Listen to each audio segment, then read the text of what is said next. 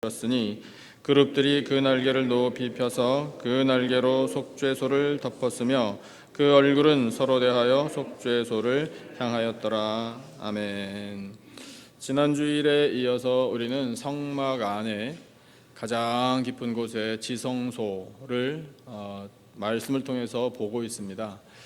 지성소 안에 하나님께서 증거궤를 만들어서 두라 이런 명령을 주셨죠. 그 증거궤는 상자인데 무엇을 담아놓는 상자인지 우리가 이제 알고 있습니다. 십계명을 적어주신 돌판, 그것을 보관하는 상자가 바로 증거궤입니다. 증거궤 위에 덮개를 만들라. 그리고 그 덮개 이름을 속죄소라고 이름 붙여주셨습니다. 그리고 그 덮개 위에 금으로 쳐서 연이어 만든 것이 바로 날개 달린 천사의 형상, 그룹이라는 천사의 형상을 또한 만들라. 이런 말씀을 지난 주일에 우리에게 주셨어요. 그래서 오늘 말씀을 보니까 하나님께서 말씀하신 대로 다 만들었다. 이렇게 오늘 우리에게 또한 말씀을 들려주고 계셔요. 오늘 주신 본문 다시 한번 여러분 눈으로 보시면요. 6절 보니까 중간에 만들었으니 이렇게 기록되어 있죠. 7절 끝에 만들었으되 이렇게 말씀되어 있고 8절 끝에도 만들었으니 well done, 잘 됐습니다. 그 다음에 9절에도 중간에 덮었으며 덮으라 라는 말씀 그대로 덮었고 그 다음에 속죄소를 향하게 하라 그렇게 만들라 라는 말씀대로 향하였더라. 그러니까 하나님께서 명령하신 대로 잘 만들어졌어요. 그림을 좀 보여드릴게요. 여기 조명 꺼주시고 그림 좀 선명하게 볼 수 있으면 좋겠어요. 전체가 성막을 나타냅니다. 그리고 우리가 성막의 기구들을 말씀을 들어왔고 이제 가장 깊은 곳에 하늘로 올라가는지 내려오는지는 알 수 없지만 어쨌든 이렇게 구름과 연기가 올라가고 있는 연이어 있는 바로 그 증거궤와 증거궤 위에 덮개 속죄소와 날개 달린 형상 그 그룹 그것이 그 지성소에 딱 보관되어 있어요. 하나님의 영광이 거기 임하고 있습니다. 그 증거궤 지난주에도 사진 보셨는데 다음 그림 한번 보여주시면 위에서 본 그림이에요. 하나님께서 말씀하신 대로 최대한 고증을 잘 적용해서 만든 모형입니다. 그래서 우리의 이해를 잘 도와주고 있어요. 그 다음 그림 혹시 있으시면 좀 요거 앞에서 다시 한번 좀 자세하게 우리에게 보여주는 그림인데 하나님께서 명령하신 대로 최대한 거기에 따라 만든 이 증거궤와 속죄소 뚜껑 덮개와 그 다음에 천사의 형상이에요. 이것이 증거궤라고 보통 우리가 말하는 가장 거룩한 곳에 보관하게 하셨던 바로 그 기구입니다. 자, 그림 이제 여러분 이해하셨으니까 이렇게 만들 때까지 어떤 과정이 있었는지도 중요해요. 하나님께서 모세에게 명령을 주셨어요. 그 명령을 모세가 받았습니다. 모세가 사람들을 세웠어요. 기술자들을 불렀습니다. 출애굽기 36장에 그 사람들의 이름이 나와요. 부살렐과 오홀리압이라는 두 사람인데 믿음이 좋았고요. 그 다음에 아주 정교한 기술을 갖고 있었어요. 그 사람들을 대표적으로 세우고 그 다음에 또 경험이 있고 자원하는 사람들도 함께 협력해서 이 성막의 기구들을 만들도록 그렇게 하나님께서 이끌어 주셨어요. 백성들은 뭘 했나? 우리가 잘 알고 있어요. 백성들은 성막의 기구들을 만들 만한 재료를 봉헌했습니다. 봉헌을 했는데 어떻게 했는가? 넘치도록 너무 많이 했어요. 그러니까 모세에게 들려온 보고가 너무 백성들이 많이 가져옵니다. 영어의 표현에 그렇게 돼 있어요. 그냥 쉽게요. More than enough. 충분한 것 이상으로 너무 많이 가져옵니다. 그래서 모세가 이제 그만 가져오게 하라. 이렇게까지 말했어요. 저는 담임 목사로서 좀 인간적으로 그 본문을 대할 때 정말 부러워요. 그래서 제가 그렇게 말할 리는 없겠지만 성도 여러분, 다음 주부터 이제 헌금 그만하십시오. 헌금 너무 많이 내셔서 이게 감당 못하겠습니다 라는 말씀을 드릴 리는 없겠죠. 그죠? 여러분이 안 하신다는 게 아니라 그런 일이 어떻게 가능해요 교회에서. 여러분, 많이 내면 많이 헌신할수록 하나님께서 더 큰 복을 내려주시지 않겠습니까? 그런데 그때는 그런 일이 있었다 이거예요. 그것을 통해서 우리는 또 귀중한 교훈을 얻어요.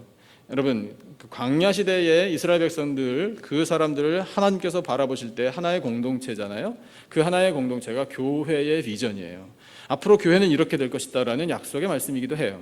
근데 그 말씀을 우리가 대하고 볼 때 하나님께서 이와 같이 성막의 기구들을 만들라라는 명령을 딱 내리시니까 일사불란하게 움직여요. 여러분, 그게 교회가 돼야 돼요. 하나님께서 우리 교회에 명령을 내리시면 우리 교회는 그 명령대로 그냥 철저히 순종하기만 하면 됩니다. 그러면 교회는 질서 있는 공동체가 되고요, 아름다운 신앙의 공동체가 될 수 있고요, 은혜가 넘쳐나는 신앙의 공동체로 성장하게 되어 있어요. 그러므로 사랑하는 성도 여러분, 하나님이 주신 명령, 이 말씀에 철저히 순종하시기를 축복합니다. 순종하면 순종하는 사람에게 하나님께서 크고 놀라운 은혜와 복을 내려주실 줄로 믿습니다. 하나님께서 이 성막의 기구 가운데 지성소에 만들어서 두라고 말씀하신 이 증거궤와 오늘은 좀 더 세밀하게 속죄소와 그 날개 형상을 가진 그룹이라는 이 천사 형상, 이것을 만들게 하셔서 우리에게 주시는 은혜를 오늘 말씀으로 듣게 됩니다. 그 전에 지난 주일에 우리에게 주셨던 말씀을 복습하고 넘어가겠습니다. 그때 두 가지 은혜를 우리가 말씀으로 들었는데, 첫째는 어떤 말씀인가 하면 하나님께서 주시는 은혜는 이 속죄소와 이 날개, 이 그룹을 통하여 거기에서 내가 만나 주시겠다라는 만남의 은혜예요. 첫째가 만남의 은혜였어요. 둘째는 읽어주세요. 여러분 다 같이 시작. 계명을 주시는 은혜. 계명은 부담이긴 하지만 그러나 계명을 지키는 자에게 복을 주시겠다라는 약속이 담겨있는 이 말씀을 은혜로 주셨어요. 여기까지가 지난 주일의 말씀이에요. 오늘은 셋째, 넷째, 다섯째 이제 이어서 말씀을 듣게 됩니다. 그래서 셋째, 이 속죄소와 날개를 통해 주시는 은혜가 뭐냐면 바로 속죄소라는 이 이름에 있는데요, Mercy Seat라고 할 수 있는 이 곳에 하나님께서 주시는 은혜는 바로 죄사함의 은혜예요. 한번 여러분 말씀해 보세요. 죄사함의 은혜. 이 죄사함의 은혜를 하나님께서 우리에게 주실 때에 여러분 그냥 쉽게 말로만 하신 게 아닙니다. 하나님께서 우리의 죄를 사하여 주시기 위하여 엄청난 대가를 지불하셨어요. 그 대가를 지불하신 것은 다름 아닌 예수 그리스도의 십자가 보혈이에요. 십자가 보혈은 생명을 우리에게 내어주신 일입니다. 그 생명을 내어주신 것을 오늘 우리가 은혜로 누리고 있음을 에베소서에서 하나님께서 이렇게 말씀하고 계셔요. 에베소서 1장 6절과 7절 2절 말씀이에요. 같이 읽어보겠습니다. 우리 가슴에 새기겠습니다. 다 같이 시작. 이는 그가 사랑하시는 자 안에서 우리에게 거저 주시는 바 그의 은혜의 영광을 찬송하게 하려는 것이라. 7절 다 같이. 우리는 그리스도 안에서 그의 은혜의 풍성함을 따라 그의 피로 말미암아 속량 곧 죄사함을 받았느니라. 아멘. 속량을 받았어요. 죄사함을 받았다고요. 믿어지십니까? 여러분, 이 죄사함의 은혜 너무나 풍성해요. 그 크기를 우리가 말로 다 표현 못해요. 왜냐하면 생명으로 대가를 지불해 주셨기 때문이에요. 그리스도 안에서 예수 그리스도께서 생명으로 우리에게 이 죄사함의 은혜, 속량의 은혜를 대신 치러주셨다라는 이 사실을 우리가 어떻게 다 완벽하게 충분하게 표현할 수 있겠습니까? 그런데 여러분, 정말 우리가 하나님 앞에 너무 감사해야 할 일은, 다시 그 앞에 6절 띄워주세요. 6절이에요. 6절에 한 단어에 있어요. 이 한 단어를 여러분 집중적으로 깊이 생각하시기를 바라요. 그것은 바로 거저라는 단어예요. 여러분, 생명으로 우리의 죄값을 대신 치러주신 것을, 그 은혜를 하나님께서 우리에게 어떻게 주셨다고요? 거저 주셨어요. 왜 거저 주셨을까요? 우리가 그 값을 지불하지 못하기 때문이에요. 우리가 감당하지 못하기 때문이에요. 그 크기를 헤아릴 수 없기 때문이에요. 그러니까 그냥 거저 주시는 거예요. 너무 커서 거저 주시는 거예요. 여러분, 우리 자신의 영적인 실체에 이 거저 주시는 죄사함의 은혜를 받기 전에 우리의 모습은 그 은혜를 거저받을 만한 자격이 없었던 사람들입니다. 우리는 자격 없었어요. 그러나 자격 없는 사람에게도 구원의 은혜, 속량의 은혜, 죄사함의 은혜를 주시는 것이 하나님 아버지의 마음이에요. 거저 주고 싶으신 거예요. 그래서 주신 거예요. 여러분, 우리 하나님 아버지의 마음 너무 감사하지 않아요? 우리에게 이 성량의 은혜, 죄사함의 은혜, 값으로 매길 수 없을 만큼 큰 대가를 지불해 주신 생명으로 우리의 죄를 속량해 주신 이 은혜를 거저 주셨다라는 사실 앞에 감사 찬양하시기를 축복합니다. 그러면 그 은혜를 거저받은 우리는 은혜 거저받은 사람답게 살아야 돼요. 어떻게 살아야 할 것인가? 예수님께서 공생의 사역을 하시는 가운데 복음서에 보면 내 죄 사함을 받았느니라 말씀을 하신 다음에 또 한 가지 덧붙여서 하신 말씀이 자주 나와요.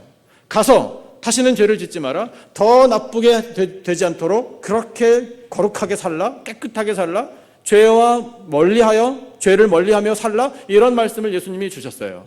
여러분, 바로 그거예요. 우리가 거저받은 은혜로 죄 사함의 은혜를 지금 알고 있다면 죄를 멀리해야 돼요. 죄 분별해야 돼요. 죄를 어떻게 분별할 수 있겠습니까? 죄를 분별할 수 있는 판단 근거는 뭐예요? 기준이요. 말씀이잖아요. 말씀에 비추어 볼 때 이것은 죄가 되겠구나, 멀리하는 거예요. 그런데 그 말씀을 가까이 하지 않고 말씀에 대한 기준이 없으면 이게 죄인지 아닌지 알지도 못하는 거예요. 그러면서 우리가 기도는 또 그렇게 하잖아요. 주여, 알고 짓는지 모르고 짓는지 다 용서하여 주옵소서. 참 뻔뻔해요. 하나님께서 만약에 그 기도에 대해서 되물으신다면 우리 대답할 말 없어요. 야, 그걸 아는지 모르는지 왜 따져보지도 않았느냐, 왜 이거를 들춰보지도 않았느냐, 이런 식으로 만약에 다시 물으신다면 우리 뭐라고 얘기하겠어요? 그러니까 여러분, 말씀을 계속해서 대하면서 어떤 것이 하나님 말씀에 위배되는지, 어떤 것이 하나님 말씀에 합당한지를 우리는 날마다 알아가야 돼요. 그것이 이 죄사함의 은혜, 속량의 은혜를 거저받은 사람들의 삶의 모습입니다. 또 한 가지 하나님이 기대하시는 게 있어요. 그것은 형제를 용서하는 거예요. 우리가 탕감받은 죄의 그 사이즈를 우리는 헤아리지 못해요. 마태복음 18장에 나오는 1만 달란트 빚진 사람 비유, 여러분 말씀 다 아시죠? 1만 달란트 값이요, 그냥 에버리지로 계산할 때요, 일반 육체 노동자가 16만 년 동안 일할 때 하나도 안 쓰고 저축해야지 되는 금액이에요. 16년이 아니라 16만 년이요. 도대체 뭐 그 길이가 얼마나 되는지 우리 인생하고는 비교가 안 되니까 계산이 안 나와요. 그러니까 우리가 탕감받은 죄가 그만큼 크다는 거예요. 헤아리지도 못해요. 그 말씀을 주시면서 100데나리온 빚진 사람 용서하지 않는 그 사람, 이 탕감받은 그것이 철회되잖아요. 여러분, 우리가 정말 예수 그리스도께서 생명까지 내어주시면서 우리의 죄를 속량해 주시고 대신 값을 치러주시고 하나님께서 그렇게 엄청난 대가를 지불해 주시면서까지 자격 없는 사람들을 살려주셨는데 형제를 용서 못해? 그것만은 용서가 안 된다고요? 다른 건 다 몰라도 이것만은 안 된다고요? 그건 아니에요. 여러분, 우리는요 그냥 예수님이 우리를 용서해 주신 것처럼 흉내라도 내면서 사는 거예요. 나의 부족한 인격, 이 모난 마음 가지고는 물론 안 돼요. 하지만 내 안에 예수님이 살아계시고 그 죄사함의 은혜를 내가 알기 때문에 예수님 봐서 참는 거예요. 예수님께서 나 때문에 돌아가셨으니까 내가 용서하는 거예요. 내가 훌륭해서가 아니에요. 그렇게 우리가 인정하면서 하나님, 저에게 용서하는 마음을 허락해 주시기를 원합니다. 이 큰 은혜를 거저받은 사람답게 살기를 원합니다. 우리 그렇게 기도하면서 살아야 돼요. 속죄소를 통하여 하나님께서 우리에게 말씀하시는 것은 죄사함의 은혜임을 우리 가슴 깊이 깨닫고 우리의 죄를 사하여 주신 하나님의 은혜 앞에 무한 감사하며 하나님이 원하시는 삶을 사는 우리의 거룩한 인생들이 다 되시기를 축복합니다. 넷째 은혜가 있어요. 띄워주세요. 넷째, 그룹, 이 날개를 통하여 우리에게 보여주시는 은혜인데요, 보호하심의 은혜예요. 같이 한번 읽어주세요. 시작. 보호하심의 은혜. 무엇을 보호하시나? 하나님의 말씀을 보호하십니다. 왜 말씀을 보호하시나요? 무엇보다 소중하기 때문에 그래요. 그 증거계 위에, 속죄소 위에 있었던 날개 형상의 그 천사를 통하여 하나님께서는 하나님이 주신 계명, 10계명 돌판, 그 말씀을 보호하시겠다라는 하나님의 의지를 표현하시는 거예요. 그러면 그 말씀을 왜 보호하셔야 하나? 무엇보다 소중하기 때문에 그래요. 여러분, 말씀이 곧 하나님이십니다.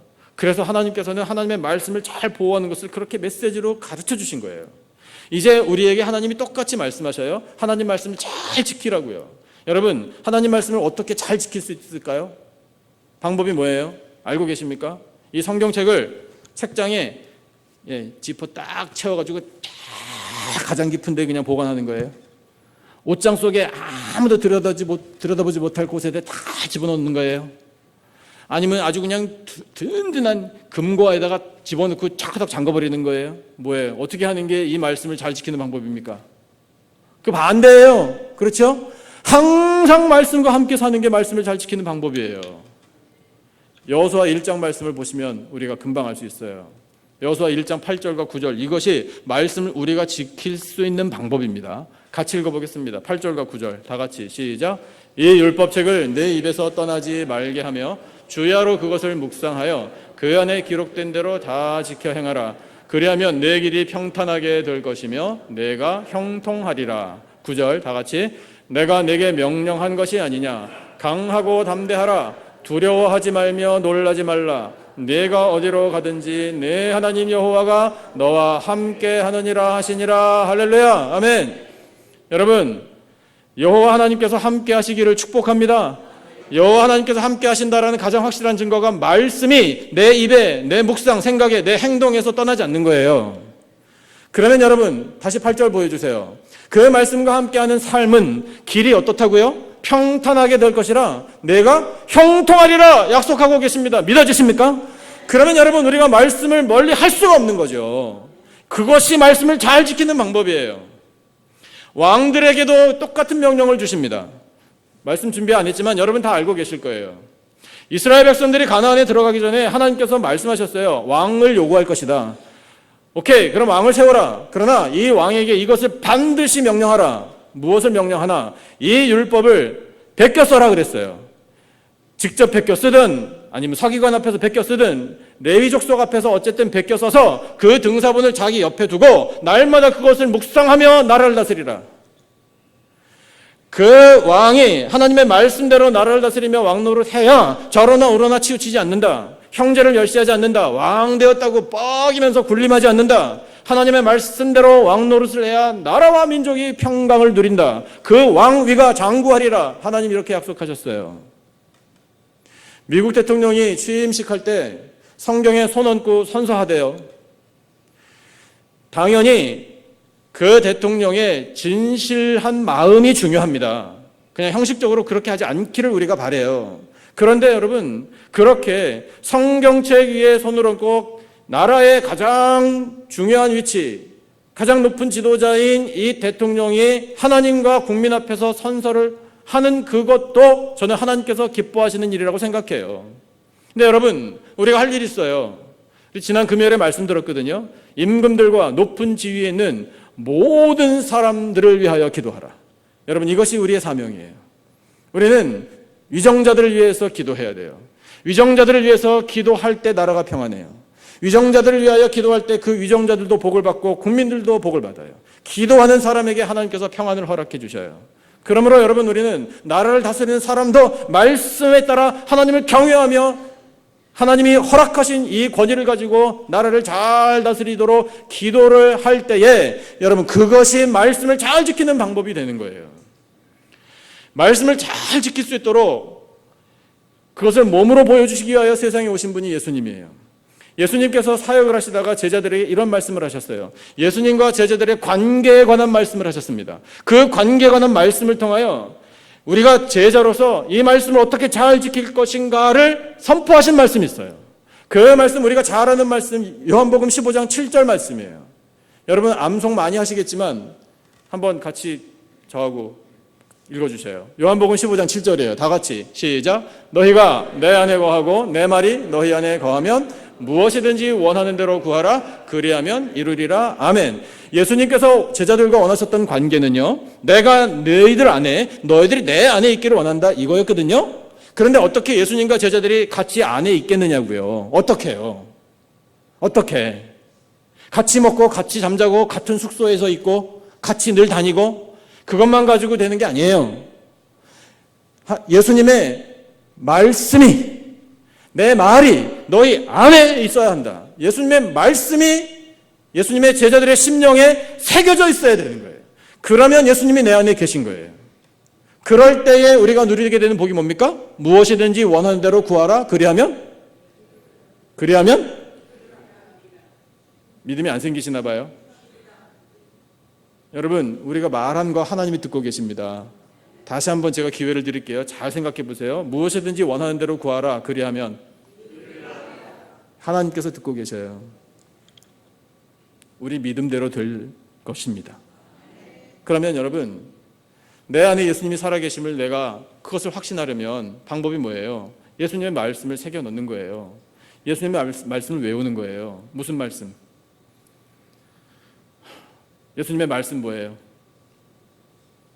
그러면 제가 비록 설교 시간이지만 그래 여기저기서 대답이 나올 줄 알았는데 너무 점잖으셔서 예수님 말씀 많죠. 굉장히 많아요. 그죠? 굉장히 많은데 막상 말해보라 그러면 이렇게 되면 이제 우리가 좀 더 훈련이 필요한 거예요. 자, 여러분 예수님 말씀을 정리하십시다. 가장 먼저 하신 말씀이 뭡니까? 공생에 사역하실 때 뭘 하라? 회개하라부터 시작해요. 회개해야 돼요. 예수님 말씀대로요. 천국이 가까이 왔기 때문에 회개해야지 천국 들어갈 자격을 얻어요. 그 다음에 왜 이렇게 믿음이 적냐? 그러니까 어떻게 하라? 믿으라. 하나님 말씀대로 행하라. 사랑하라. 열심히 기도하라. 가서 제자 삼으라. 예수님이 하신 말씀, 그 어록, 여러분 복음서를 통해서 우리가 그것을 기억하고 가슴에 새기고 예수님 말씀대로 살기를 원합니다. 예수님 말씀대로 살겠습니다. 여러분 그렇게 날마다 기도하고 우리가 애쓸 때 내 안에 예수님이 살아계시는 것을 확신할 수 있는 거예요. 여러분 그것이 말씀을 지키는 방법입니다. 우리 하나님께서 들려주신 말씀을 잘 지킴으로 그 말씀대로 순종하며 사는 하나님께서 칭찬해 주시는 인생들이 되시기를 축복합니다. 그 다음에 날개를 통하여 날개 달린 천사의 형상으로 보호하시는 이 대상은 바로 우리들이에요. 하나님의 백성인 우리들, 하나님의 자녀들인 우리를 보호하시겠다라는 약속의 말씀이에요. 신명기 32장 말씀을 보면 하나님께서 이렇게 비유로 말씀하셔요. 백성들을 이렇게 보호하신다라고요. 10절부터 12절까지 같이 읽어보겠습니다. 시작. 여호와께서 그를 황무지에서 짐승이 부르짖는 광야에서 만나시고 호위하시며 보호하시며 자기의 눈동자같이 지키셨도다. 11절. 마치 독수리가 자기의 보금자리를 어지럽게 하며 자기의 새끼 위에 너풀거리며 그의 날개를 펴서 새끼를 받으며 그의 날개 위에 그것을 엎는 것 같이 12절 여호와께서 홀로 그를 인도하셨고 그와 함께한 다른 신이 없었도다. 아멘. 비유의 말씀을 주시죠. 독수리 새끼 날개에 너풀거리면서 업어서 옮겨주는 것처럼 하나님께서 그렇게 이스라엘 백성들을 광야를 지나게 하시고 모든 고난을 다 헤쳐나가게 하시고 가나안까지 인도하셨다라고 약속하고 말씀하고 계시는 거예요. 그 약속의 말씀이 이루어졌나요? 이루어졌습니다. 이루어졌다라는 증거도 말씀에 있어요. 신명기 말씀 8장 4절 말씀 같이 읽어주세요. 다 같이 시작. 이 40년 동안에 내 의복이 헤어지지 아니하였고 내 발이 부르트지 아니하였느니라. 아멘. 어떻게 이게 가능하냐고요. 여러분 우리는 광야에 나가서 40년이 아니라 4시간도 견디기 힘들 거예요. 그런데 40년을 광야를 지나는 동안에 의복이 헤어지지 않았다고요. 발이 부르트지 아니하였다고요.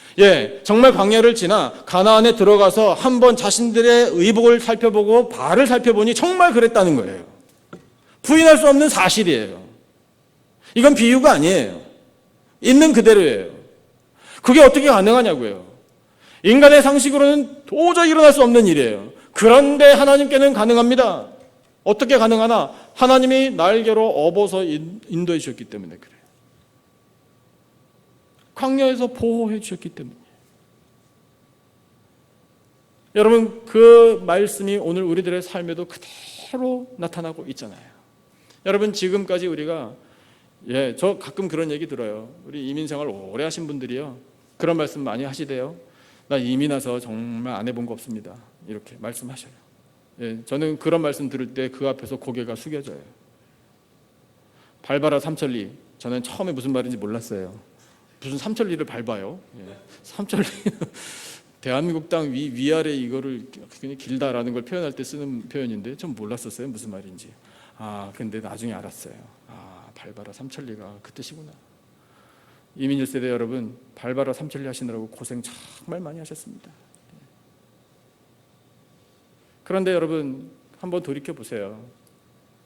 수십 년이 광야를 걷는 것과 같은 이민자의 삶을 살아오시면서 그래도 정말 고생 많이 하셨지만 오늘에 이르러 그 뒤를 돌아보니 어때요?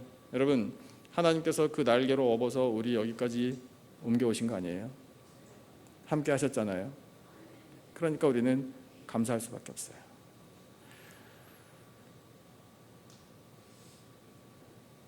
하나님께서 우리를 그렇게 보호하신다라는 것을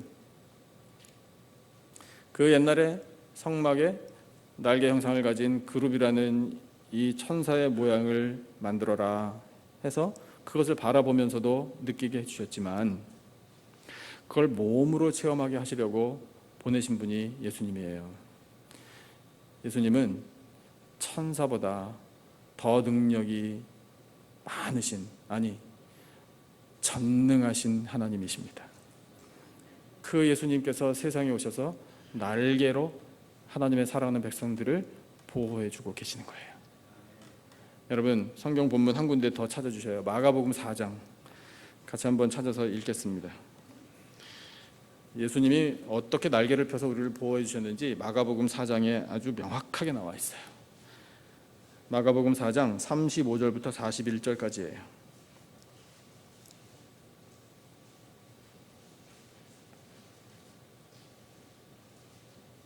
마가복음 4장 35절부터 41절까지 신약성경 제가 가진 성경으로는 59페이지에 있습니다. 마가복음 4장 35절부터 41절 마지막 절까지.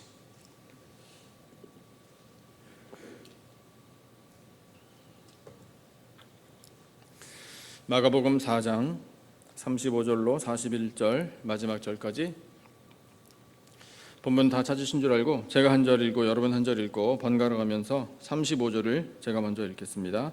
그날 저물 때에 제자들에게 이르시되 우리가 저편으로 건너가자 하시니 그들이 무리를 떠나 예수를 배에 계신 그대로 모시고 가매 다른 배들도 함께 하더니 큰 광풍이 일어나며 물결이 배에 부딪혀 들어와 배에 가득하게 되었더라. 예수께서는 고물에서 베개를 베고 주무시더니 제자들이 깨우며 이르되 선생님이여 우리가 죽게 된 것을 돌보지 아니하시나이까 하니 예수께서 깨어 바람을 꾸짖으시며 바다더러 이르시되 잠잠하라 고요하라 하시니 바람이 그치고 아주 잔잔하여지더라.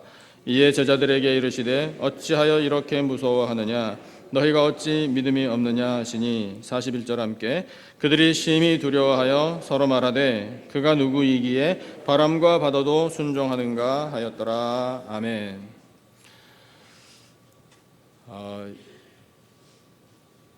그림 하나 보여드릴게요.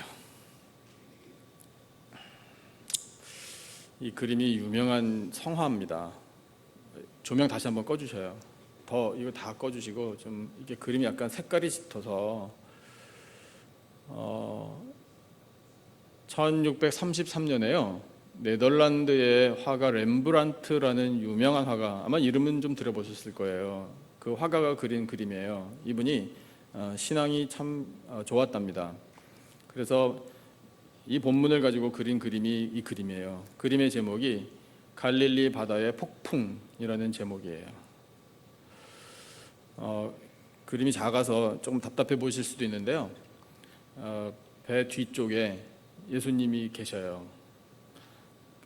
조금 확대해서 나중에 혹시 기회가 되시면 보시면은 아마 구분하실 수 있을 것 같은데 제자들은 당황해서 불안에 떨고 어찌할 바를 몰라 하는 것이 표정에 드러나는데 예수님은 대언해요. 그러실 수밖에. 여러분 상황이 이해되시죠? 지금 광풍이 불고 물결이 배 위에 쳐서 배 위에 들어오고 있는데 예수님은 뭘 하고 계셨죠? 주무시고 계셨단 말입니다. 제자들이 그 예수님을 흔들어 깨우면서 말을 했잖아요. 외쳤잖아요. 뭐라고요? 선생님! 왜 우리가 죽게 된 것을 돌보지 아니하십니까? 라고요. 제자들은 지금 죽음을 감지하고 있어요. 죽음하고 있다고요. 그런데 예수님은 주무시고 계셔요. 이 상황이 도대체 뭘 말하는 건지 참 어떤 때는 잘 모르기도 하겠어요. 그런데 이해가 돼요. 제자들의 불안한 것 충분히 이해합니다. 근데 예수님께서 주무시고 계시다가 제자들이 깨워서 예수님 일어나신 다음에 하신 일이 뭐냐면 바다와 바람을 꾸짖어 잔잔하게 하셨어요. 할렐루야. 그런 다음에 예수님께서 제자들을 책망하십니다. 무엇을 책망하시죠? 무엇이 없었다고요? 제자들에게 믿음이 없었다고요. 왜 믿음이 없느냐? 이렇게 꾸짖으셨어요. 여기에 핵심이 있어요. 여러분, 이 그림을 한번 실루엣으로 보시면 좋겠어요. 이 윤곽으로요. 윤곽으로 보시면 금방 이해되실 거예요. 제자들이 예수님을 모시고 한 배를 탔습니다. 여러분, 이건 공동체를 의미해요. 오늘의 교회를 상징하는 거예요. 예수님 모신 곳이 어디나 하늘나라예요. 예수님 모신 곳이 교회예요. 우리 교회 예수님께서 중심에 머리에 계시는 줄로 믿습니다. 그래서 우리 교회도 저 제자들이 탄 배와 같아요. 그런데 여러분, 예수님을 모시고 있는 배에도 풍랑이 일 수도 있고 물결이 쳐서 들어올 수도 있어요. 외부로부터 공격이 올 수도 있고 험난한 과정을 거칠 수도 있어요. 고난을 당하기도 한단 말입니다. 교회든 인생이든 다 마찬가지예요. 어떤 공동체든지 고생을 할 때가 있어요. 있지만 그러나 여러분, 내 주 예수 모신 곳이 그 어디나 하늘나라라고요. 예수님 우리와 함께 계시면, 내가 그것을 믿으면 안심이에요. 예수님의 능력의 날개로 우리를 보호해 주십니다. 그걸 믿어야 되는 거예요. 그 믿음이 없었음을 예수님께서 책망하시면서 교훈하신 거예요. 그래서 여러분, 그 그림 저는 안 보이는데 지금 다시 한번 보시면은요, 그 그림의 돛대가 제 눈에는 뭘로 보이느냐면 십자가로 보여요. 그러니까 그 화가가 그런 영감을 가지고 그린 것 같아요. 그분 지금 세상에 안 계시기 때문에 제가 여쭤본 건 아닙니다. 그분 예수님 잘 믿었다고 하니까 천국에 가 계시다면 나중에 천국 가서 한번 여쭤보면 알겠죠 뭐. 여러분, 교회가 예수님 모신 공동체잖아요. 그 예수님 모신 공동체가 교회가 됐든 가정이 됐든 사업체가 됐든 직장이 됐든 나라가 되었든 어디가 됐든지 간에 그 예수님 모시고 있으면 혹시나 고난의 바람이 불고 물결이 쳐도요, 우리는 염려할 필요가 하나도 없는 거예요. 왜냐하면 예수님께서 능력의 날개로 우리를 보호해 주시기 때문입니다. 고난을 헤쳐나갈 수 있습니다. 승리할 수 있습니다. 평안하게 잠잠하게 해주시는 예수님의 은혜가 있을 줄로 믿습니다. 그것이 우리를 보호해 주신 하나님의 은혜예요. 그러니까 여러분, 우리는 믿음을 가지고 살아야 돼요. 우리를 보호하시는 하나님의 손길은, 그 날개는 부러지지 않습니다. 연약해지는 법 없습니다. 능력의 날개로 우리를 품어주시고 보호하시는 그 하나님의 은혜, 우리 찬송한 것처럼요. 우리 예배 처음 드릴 때 찬송했잖아요. 내가 믿고 또 의지함은, 다 같이, 내 모든 형편하시는 주님 늘 보호해 주실 것을 나는 확실히 아네. 할렐루야, 아멘. 우리가 찬양할 때 하나님께서 기쁘게 들으시고 우리를 능력의 팔로 안아주실 줄로 믿습니다. 다섯째 은혜, 날개를 통하여 우리에게 선포하시는 은혜예요. 우리에게 주시는 능력이에요. 자, 같이 한번 말씀하시죠. 우리에게 주시는 능력. 이사야 40장 31절 말씀을 여러분 다 좋아하시죠? 그 좋아하는 말씀 저도 좋아합니다. 같이 한번 읽어보겠습니다. 우리 신나게 한번 읽어보죠. 시작. 오직 여호와를 앙망하는 자는 새 힘을 얻으리니 독수리가 날개치며 올라감 같을 것이요 다른 박질하여도 곤비하지 아니하겠고 걸어가도 피곤하지 아니하리로다. 할렐루야. 여러분, 이 말씀 한 구절 한 구절 깊이 묵상하시기를 바랍니다. 처음 단어부터요. 처음 단어가 뭡니까? 오직이에요. 여러분, 오직 우리의 소망은 하나님께만 있는 줄로 믿습니다. 다른 데서 도움 찾으려고 하면 안 돼요. 어차피 도움 못 얻어요. 그러나 오직 여호와 하나님만을 우리가 바라보고 바라보고 소망을 품으면 하나님께서 우리에게 새 힘을 부어주신다 약속하고 계셔요. 여러분, 우리가 다른 박질하는 것처럼 열심히 살다가 넘어질 때가 있고 곤비할 때가 있어요. 걸어가다가 피곤해서 지쳐 쓰러질 때도 있어요. 어려운 일 만나서 쓰러진 다음에 다시 일어설 힘이 없어가지고 좌절하고 절망하고 한숨 푹 푸시면서 슬픔의 눈물을 흘리고 있을 때도 있다고요. 하지만 그럼에도 불구하고 우리에게는 능력의 주님이 계시잖아요. 우리가 앙망할 수 있는 여호와 하나님, 내 구주 예수 그리스도께서 계시잖아요. 성령의 권능이 우리에게 있지 않습니까? 그러면 우리에게 새 힘을 부어주셔요. 그 새 힘을 비유하시기를 독수리가 날개치며 올라감 같은 힘이라 이렇게 말씀하고 계시는 거예요. 오늘 독수리 우리가 자주 대하게 되네요. 우리는 독수리가 굉장히 무서운 맹금류라서 가까이는 못하지만 그래도 이미지적으로는 참 친근해요. 미국의 국조가 독수리다 보니 그런 것 같아요. 그런데 여러분, 이렇게 비유하시면서 하나님께서 독수리가 얼마나 힘이 센지 상상이라도 한번 해봐라 이렇게 말씀하시는 거잖아요. 얼마나 힘이 세겠어요. 그 힘을 누구에게 주신다? 우리에게 주신다. 나에게 주신다. 그런데 그 사람이 어떤 사람이 되어야 한다? 오직 여호와만을 앙망해야 한다 이거예요. 그러면 여러분, 그 힘을 우리에게 허락해 주셔서 다시 쓰러지는 일이 없어요. 날개를 통하여 하나님께서 약속하시는 것은 우리에게 주시는 능력입니다. 능력. 여러분, 하나님이 주시는 능력을 사모하시기를 축복합니다. 아프리카 가나에 전래 동화가 있어요. 제가 그 내용을 읽어드릴게요. 읽어드리면서 그림 하나씩 띄워주셔요. 아프리카 가나에 어떤 농부가 산에서 독수리 새끼 한 마리가 다쳐서 죽어가는 것을 발견했어요. 이 원래 독수리가 이렇게 생긴 거예요. 그런데 다친 새끼 독수리를 데리고 와서 치료를 해주고 집에서 키웠어요.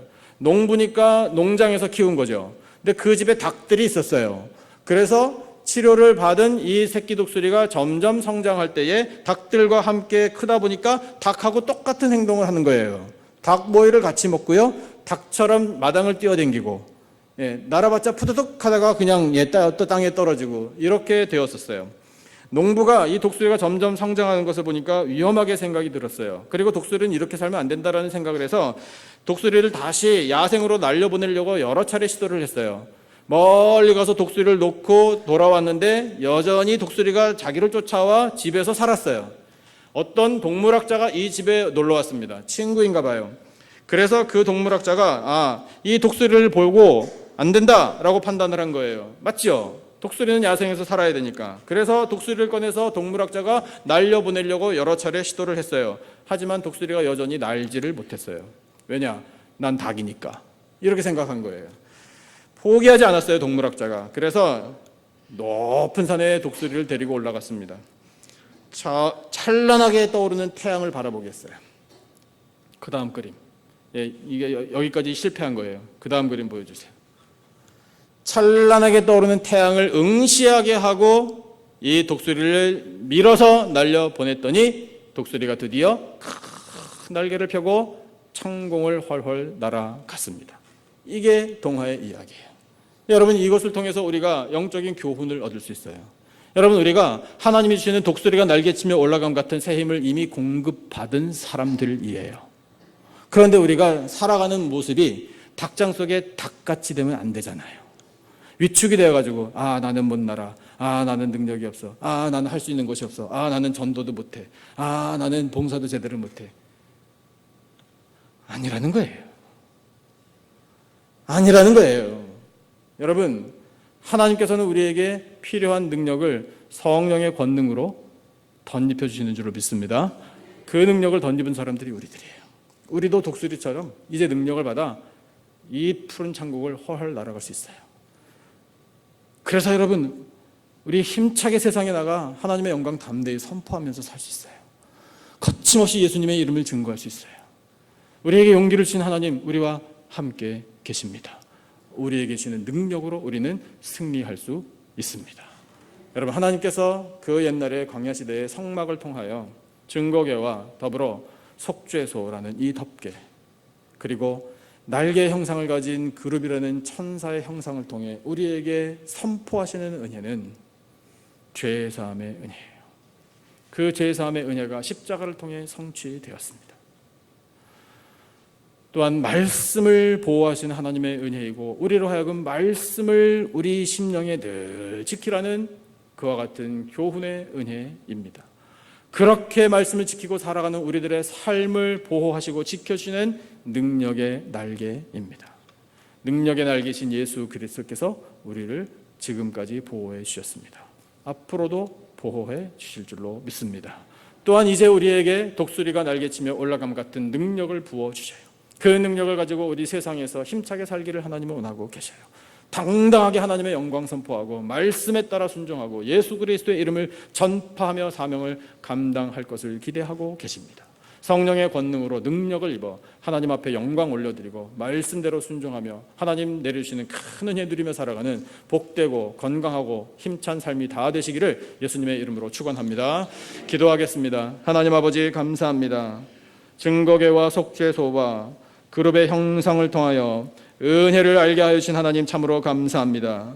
하나님, 저희들의 모든 죄를 속하여 주시기 위하여 용서하여 주시기 위하여 십자가에서 예수님께서 생명을 내어 주심으로 그 은혜를 허락하여 주신 거저 주신 은혜를 찬양합니다. 하나님, 하나님의 말씀을 보호하시는 그 날개로 주여 저희들로 하여금 하나님의 말씀을 잘 지켜 행할 수 있도록 은혜를 주시니 감사합니다. 또한 저희들의 삶을 능력의 날개로 보호하여 주시니 참으로 감사합니다. 예수 그리스도를 모시고 사니 저희들은 염려하지 않겠습니다. 아버지, 이제 저희들에게 독수리가 날개치며 올라감 같은 그 능력을 허락해 주시는 줄로 믿습니다. 그 능력을 받아 하나님의 영광 담대히 선포하며 예수님의 이름을 전파하며 살겠습니다. 사명을 감당하겠습니다. 하나님, 우리 교회를 통하여 사랑하시는 성도들을 통하여 이 마지막 시대에 하나님의 뜻이 반드시 성취되게 하여 주시옵소서. 귀한 말씀 들려주심을 감사하오며 예수님의 이름으로 기도드리옵나이다. 아멘.